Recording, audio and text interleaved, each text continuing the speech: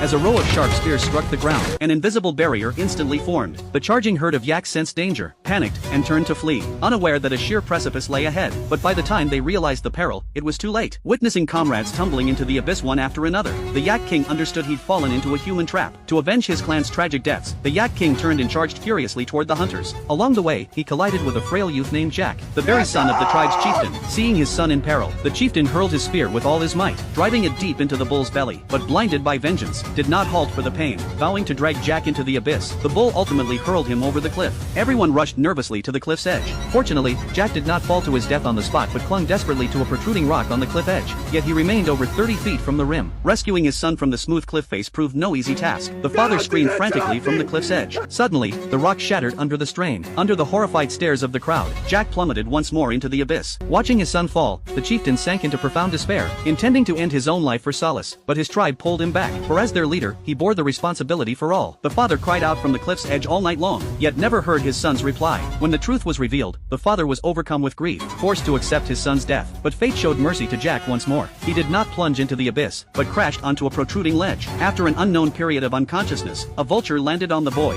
savagely pecking at his lips. The excruciating pain jolted Jack awake, but when he looked down, Jack was terrified by what he saw. Staring at the bottomless chasm below, Jack could only try to climb upward, but unexpectedly his foot slipped, and he found himself dangling in midair once again. This time there was no foothold, and only exhaustion and death awaited him. Just when all hope seemed lost, a violent storm suddenly struck. Torrential rain cascaded down the cliff face. Jack instantly saw a glimmer of hope for survival. As more and more water accumulated, he gritted his teeth and held on, until the very last moment. Finally, when his strength was completely drained, Jack suddenly let go.